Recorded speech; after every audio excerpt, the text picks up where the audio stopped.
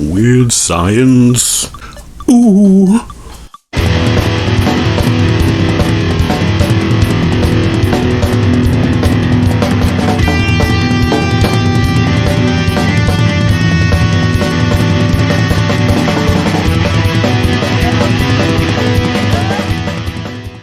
You might remember way back in the day, I reviewed the movie Cannonball Run.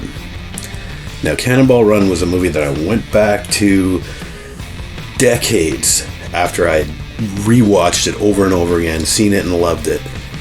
But then went back and watched it and, oy, that one didn't hold up. Well, it's a similar, but not quite as extreme case with this movie, Weird Science, from 1985. Stars Michael Anthony Hall, Kelly LeBrock, Elan Mitchell-Smith. Anyway, it's about Gary and Wyatt, a couple of teenagers, a couple of nerds that just can't get laid, constantly the butt of jokes and pranks by the, local high school bullies, one of which is played by Robert Downey Jr. It's what you would call an 80s teen sex comedy, I guess. Not the kind of teen sex that you're thinking of, pervert. But yeah, like a coming-of-age film with a sci-fi comedy twist. Yeah, so you got your two teenagers, Gary and Wyatt.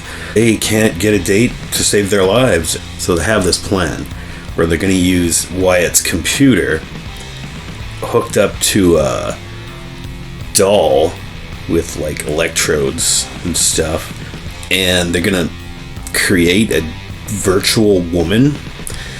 And this virtual woman, played by Kelly LeBrock, does come to life through these weird-ass, circumstances. I mean, they're inspired by Frankenstein. They show them watching Frankenstein on TV, or The Bride of Frankenstein. And meanwhile, they're inputting all this info of all these, traits that they want their virtual woman to have. First they're trying to figure out the breast size, and then they're trying to figure out, the bodily proportions and, how pretty she should be and everything, and they scan in, pictures of Kelly LeBrock from, some glamour magazine or something, and she comes to life. And basically the gist of it is this. She's kind of like a genie, I guess. She can, bend reality, and she can make things happen and summon things and create things, and it's pretty far-fetched, and it's pretty stupid. It's still pretty funny. First of all, they're freaked out, and they're like, oh my god, what do we do? This beautiful woman just appeared to us, and so immediately they want to have sex with her, and it's kind of vague in a lot of that department. I believe this was a PG rated movie. I didn't see it until I saw it on home video. I guess I was probably around the same year that it came out, maybe a little bit later. But yeah, Weird Science, it was, for an 80s movie, it was pretty damn funny. And I saw this many times back in the 80s, and loved it. I remembered a whole bunch of the jokes, and they still stick with me to this day. I mean, I went back and watched the movie, and I was like, oh yeah, that's where the part where he talks about an air biscuit. Insert fart noise here. Bill Paxton is in this too, and I think he's definitely the best part of this movie. Just because his performance, he's just such an asshole, and he's so funny and so stupid. He just comes off as the perfect, bully character. When I say it's a sex comedy, well, there's a little bit of, nudity in it, but not a whole lot. I was expecting more, to be quite honest with you. I mean, there's a good amount of swearing. There's, some topless women in this movie. The violence isn't really extreme or anything like that. As a matter of fact, it's pretty cartoony. This is a John Hughes movie, by the way. So, the violence in it is pretty Home Alone, I guess. You get, a cameo from Mohawk biker guy from The Road Warrior. Yeah, he's part of the climax of the film, where they're having a house party, and it gets invaded by this biker gang, just because Lisa, who is the digital hot girl genie, she summons them to kind of test the mettle of Gary and Wyatt in front of some potential girlfriends of theirs. Well, the whole point of this movie is that, yeah, she teaches them how to be men and be, you know, get dates and be brave and do cool stuff and get the ladies, and it's dumb. It's really fucking dumb, actually. Easily early 90s was the last time I saw this. And while I did laugh a bit, mostly for nostalgic purposes and remembering how funny I thought this was in 1985, but then kind of thinking through today's lens, there's a lot of stuff in this movie that just does not hold up.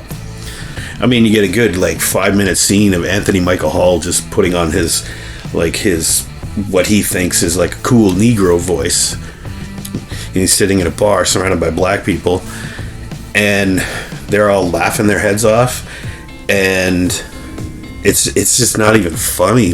And I kind of remember him slipping into a little bit of that little gag routine in The Breakfast Club, when he smokes a joint. At least it wasn't mean-spirited or nothing. It was just trying to make people laugh. It was just a comedy. I mean, this whole thing, I can't look back at it and go, oh my god, I'm so offended. No, not at all. Because it takes a lot. But, you know, you could not make this movie today. So I don't know, I'm a little conflicted with this movie. It's I did think it was funny watching it again. I definitely thought this was funny back in the day. I thought the concept of it was, it's dumb, but it was solid. What if, those teenage boys could get anything they wanted, and how would they handle it? And what's the price you have to pay for all these things that you think you want? I mean, there's a deeper meaning, I guess you could say. Not exactly a feel-good movie, but it's like Revenge of the Nerds, but in a cooler way. Instead of embracing themselves as nerds, and they become cool guys. And all it took was, 1.21 gigawatts of power that they overload the county system or whatever with, and a doll, and you have to wear a bra on your head too. That was all part of the ritual. It's not too raunchy, and it's not too wimpy. It's pretty okay. It's pretty middle of the line. If you'd asked me in 1986 what would I give this movie as a letter grade, I would have said A, man. All the funny jokes in there, all the crazy shit that happens, it was cool and whatever. But I was 15, I didn't know any better. Looking at it now, 40 years later, I'm giving it a B minus. Does that make sense? Because I don't want to put it in a C category, because it has all that nostalgic value for me. I still enjoyed it, and it wasn't a waste of time.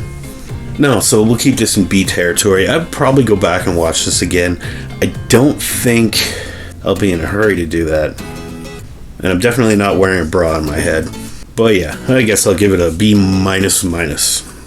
So stay tuned. Might have some horror stuff coming up on here pretty soon. Maybe some sci-fi. Most likely some Godzilla. Oh, and some toys. Yeah, I got some toy stuff coming up. Also, some comic books. Hey, they're back. So sincerely, from Andy Boy Comics and Toys, thanks for watching, and have a good one out there, everybody.